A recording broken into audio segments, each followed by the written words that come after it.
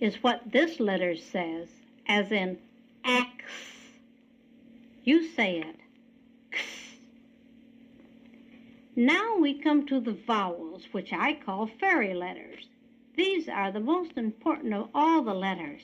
They are so important that every single word must have at least one of these letters in it. I am going to tell you the names of these letters as well as the sounds. But first of all, I'm going to tell you a little story that will make it easy for you to remember them. One day, a very little girl heard her mother tell the lady that lived next door, "I owe you some sugar." The little girl repeated after her mother, "A-E," she could not say lady. "A-E, I owe you some sugar." Now this little girl did not know it, but she had said the names of these fairy letters, A-E-I-O-U. You say them, A-E-I-O-U. Here is another letter that is a funny little fellow. Sometimes he is a fairy letter, and sometimes he isn't. When he is a fairy letter, he says E as in puppy or kitty, or else he says I as in cry. When he is not a fairy letter, he says Y as in yawn. When you find a word that does not have A, E, I, O, or U in it, and it does have Y, then you will know that this time Y is a fairy letter or vowel and says E or I. This is the first one of the regular vowels, and its name is A. Most of the time it says A. If you were eating a big apple like this one and a worm crawled out of it, I think you might say A too. A, as in apple. This letter is E. Most of the time it says eh, as in elephant, and egg, eh. This next is the letter I, and it says eh most of the time. Just as this baby pig is saying eh, eh, say eh, as in Indian. This is the letter O, which says ah most of the time.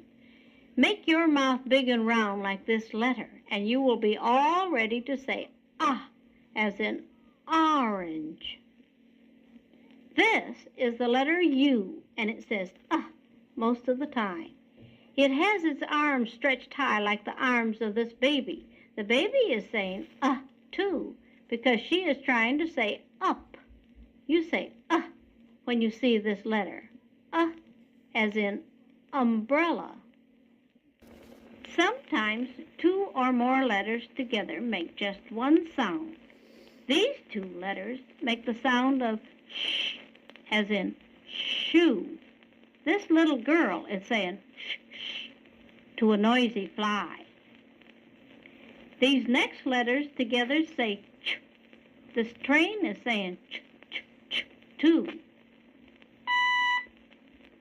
If I were to pinch your arm like this, I think that you would say, ow, just as this little boy is saying, ow. That's what these letters O and W say. These letters O-U in pout say ow too. These three letters together say ook, as in look, and book, and hook. See how many words that you can find that have ook in them. These letters say ank, as in bank and spank. When you use your small letters, you can make lots of ank words. Now we have ink, like this bottle of ink. With these letters say sink, and with woo, they say wink. These two letters together always say R, as in arm, and car, and jar. Now we have or, as in you or me. We find these letters in horn and fork.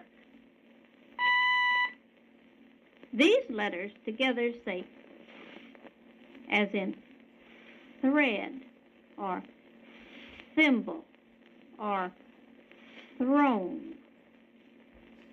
These three letters say ing, as in ring and wing. Sometimes you can put them at the end of a word.